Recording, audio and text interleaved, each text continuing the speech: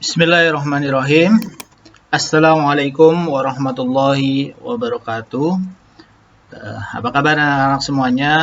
Ustadz berdoa semoga kalian senantiasa diberikan kesehatan oleh Allah Subhanahu wa Ta'ala dan senantiasa dijadikan anak yang solih dan soleha. Pada kesempatan kali ini, Ustadz akan memberikan materi pengajaran ya. Untuk pelajaran TIK, materi lanjutan setelah kita kemarin sudah melaksanakan kegiatan PTS dan kalian mungkin sekarang sedang harap-harap cemas ya menunggu hasil nilai dari PTS-nya seperti apa. Nah, kita hari ini akan memulai kembali pembelajaran TIK dan kita masuk di pelajaran 2. Kalau kalian bisa melihat di buku kalian itu ada di halaman 33 ya. Yaitu tentang ancaman online, hoax, dan pedoman bermedia sosial. Dan pada kesempatan kali ini kita akan belajar terlebih dahulu tentang ancaman online. Baik teman-teman, yang perlu kalian ketahui, sesungguhnya internet itu adalah sesuatu yang sangat bermanfaat bagi kita ya di era modern seperti saat ini. Apalagi dengan kehadiran gawai, yaitu seperti telepon pintar, komputer tablet, ataupun laptop, itu memungkinkan orang untuk dapat online di mana saja dan kapan saja. Dengan menggunakan internet, kita menjadi lebih mudah menemukan informasi, bahkan memudahkan kegiatan sehari-hari. Dan kita sebagai pengguna teknologi internet tersebut itu biasa mendapatkan julukan netizen atau warganet atau warga internet. Nah, akan tetapi di balik hal-hal positif yang bisa kita dapatkan dari internet, internet juga ternyata memiliki ancaman online. Apa saja ancaman online yang dapat kita dapatkan ketika kita berselancar di dunia maya atau internet? Di antaranya adalah yang pertama adalah cyberbullying, kemudian yang kedua adalah konten-konten yang tidak pantas. Kemudian ada juga spam, spyware, dan phishing. Kemudian ada plagiarisme dan pembajakan produk digital. Dan untuk video kita kali ini kita akan belajar di dua materi, yaitu cyberbullying dan konten tidak pantas. Nah, yang pertama apa yang kita harus ketahui tentang cyberbullying? Jadi ini sebenarnya hampir mirip dengan istilah bullying ya atau perundungan yang terjadi mungkin di sekitar kita dan mungkin bahkan pernah terjadi di antara teman-teman kita. Cyberbullying atau perundungan cyber adalah bentuk kekerasan yang dilakukan secara online atau melalui telepon seluler oleh orang lain. Apa saja bentuk cyberbullying? Cyberbullying bentuknya ada bermacam-macam. Contoh misalkan menyebarkan isu-isu palsu tentang seseorang misalkan. Ya, kemudian mengunggah foto-foto yang mengganggu kenyamanan orang lain. Terus ada juga ancaman hingga tindakan yang berakhir pemerasan dan termasuk di dalamnya juga misalkan ketika kita memberikan komentar-komentar yang negatif terhadap postingan-postingan ataupun foto-foto yang sudah diupload oleh teman-teman kita. Misalkan mohon maaf ada yang disebut dengan body shaming ya. Itu membuli dengan menyertakan atau dengan mengungkit-ungkit bentuk fisik dari orang tersebut. Misalkan ada orang mohon maaf yang fisiknya agak gemuk gitu, kemudian dibully oleh teman-temannya ketika dia mengunggah foto dirinya ya. Nah, itu atau dengan kata-kata yang lain atau misalkan menyinggung warna kulit ya dan lain-lainnya. Nah, itu termasuk kategori cyberbullying ya. Ya, kita bisa melihat di sini contohnya. Ya, ini ada sebuah ilustrasi ya ketika seorang anak bermain internet. Nah, di sisi lain ada orang-orang yang sengaja membulinya secara cyber atau secara virtual dan ini ternyata juga tidak kalah bahayanya ya dan tidak kalah mengkhawatirkan dengan bullying yang terjadi dalam kehidupan nyata kita ya, sama-sama menjadikan orang yang menjadi korban ini mengalami ya banyak masalah ya dalam psikologis mereka. Ini untuk cyberbullying. Kemudian, jika kamu mengalami cyberbullying, tindakan yang perlu kamu lakukan antara lain adalah sebagai berikut. Jadi seandainya kita menjadi korban dari cyberbullying, yang pertama harus kita lakukan adalah jangan sekali-kali kita merespon atau memberikan reaksi apapun. Karena terkadang pelaku cyberbullying itu selalu menunggu reaksi korban dan dia akan merasa puas jika korbannya merespon bullying yang dia lakukan secara cyber atau virtual. Kemudian yang kedua, jangan pula membalas aksi pelaku.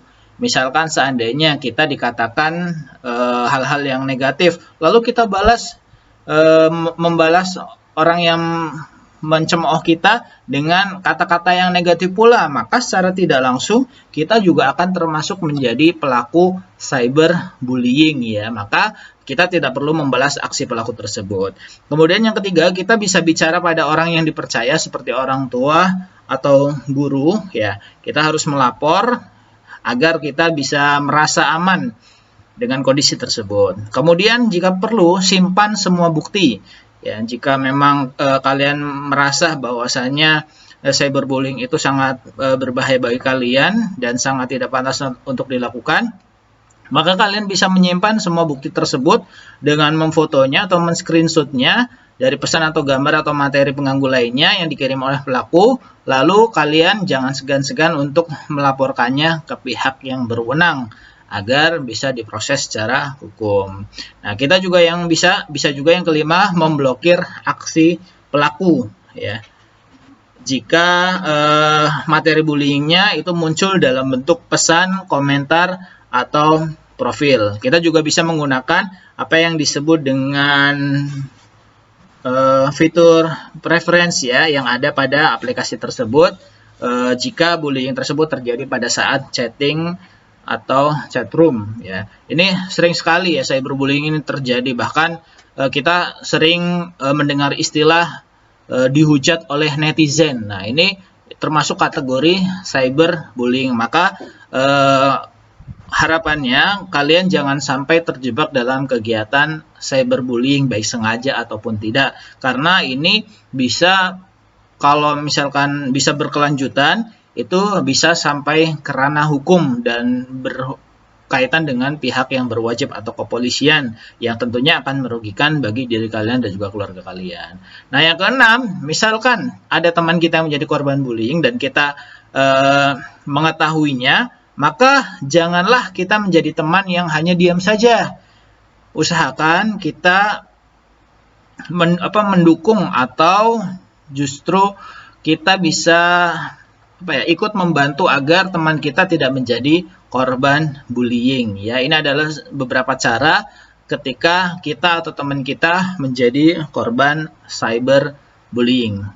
Nah, kemudian kita juga dapat mencegah terjadinya cyberbullying dengan beberapa tindakan berikut. Contoh yang pertama, mari kita harus mengusahakan diri untuk selalu berperilaku santun di dunia maya. Karena jika kita tidak berperilaku santun, maka itu akan mengundang hujatan dari para netizen, ya, yang tentunya akan menyebabkan kita sakit hati atau menyebabkan kita menjadi orang yang murung dan lain-lain sebagainya. Ya. Kemudian selanjutnya juga jangan memberikan semua informasi pribadi di akun media sosial, karena itu rawan digunakan oleh orang-orang yang tidak bertanggung jawab ya, untuk digunakan hal-hal yang negatif ya. Jadi sekali lagi, jangan memberikan semua informasi, nama lengkap misalkan, atau tempat tanggal lahir, alamat rumah, nomor HP atau nomor telepon.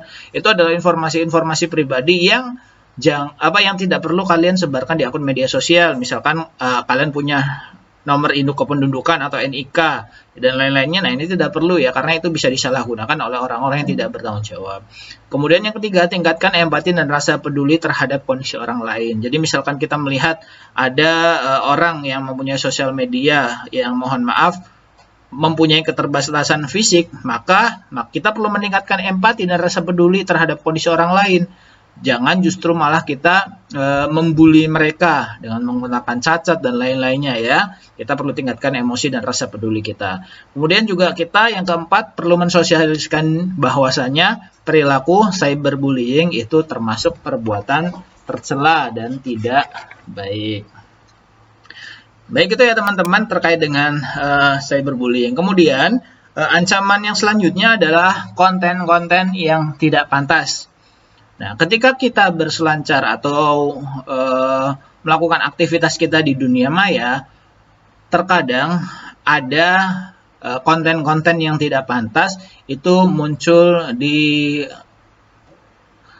internet ya, yang tanpa sengaja terbuka dan kita melihatnya. Nah, beberapa hal yang termasuk konten tidak pantas meliputi perkataan, pesan atau gambar yang mendorong kebencian, kekerasan, dan penindasan. Misalkan konten-konten tentang pembunuhan yang tanpa sensor, atau mungkin mohon maaf, konten-konten yang mengandung konten pornografi ya, seperti itu. Nah, itu merupakan konten-konten yang tidak pantas. Nah, salah satu cara untuk menghindari konten tersebut adalah kita meminta pendampingan dari orang tua atau guru ketika menggunakan internet. Ya, jadi ini adalah salah satu cara yang bisa kita lakukan. Jadi untuk seusia kalian ya, harapannya ketika menggunakan internet masih harus didampingi oleh orang tua, agar nanti orang tua bisa mendampingi untuk memilah-milah konten-konten apa saja yang patut untuk kalian saksikan atau kalian lihat, dan mana konten yang tidak pantas untuk kalian lihat. Nah, atau bisa juga kita mengaktifkan fitur mode terbatas atau restricted mode pada aplikasi ataupun browser kita. Ya, ini akan membatasi fitur ini akan membatasi konten-konten yang tidak pantas untuk masuk ke dalam akun-akun atau web-web yang kita buka ya. Nah, kita juga dapat menggunakan mesin pencari yang ramah anak. Mesin pencari ini tidak ada perbedaan ya, atau mirip dengan seperti Google atau Yahoo dan lain-lainnya. Nah, akan tetapi ini ada beberapa mesin pencari yang ramah anak seperti apa yang disebut dengan Kidal ya. Nanti tinggal kalian cari saja di browser kalian, tulis saja kata Kidal, nanti akan diarahkan ke website dari Kidal ini sendiri. Kemudian ada juga DuckDuck, kemudian ada DuckDuckGo, dan ada juga disebut dengan Kitrex. Ini adalah beberapa mesin mencari yang ramah anak yang modenya sudah otomatis dibatasi ya untuk anak-anak. Jadi meminimalisir konten-konten yang tidak pantas untuk bisa muncul pada halaman pencarian internet kita. Dan bagi kalian ya, dan Ustadz yakin kalian juga sering sekali menonton YouTube, maka ada juga cara untuk memberikan batasan atau mengaktifkan fitur mode terbatas pada YouTube kita, agar konten-konten ataupun video-video yang sekiranya tidak pantas bagi kita itu bisa terfilter ya, dan tidak tayang pada halaman screen kita. Nah, caranya adalah kalian nanti tinggal buka YouTube kalian, kemudian di sini nanti biasanya ada profilnya ya, kalian klik saja, nanti akan muncul seperti ini.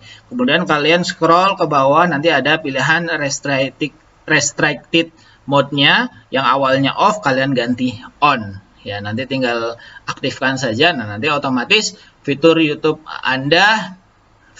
kalian akan diaktifkan mode terbatasnya ya. Insya Allah akan lebih aman untuk kalian ketika menyaksikan video-video yang ada di YouTube.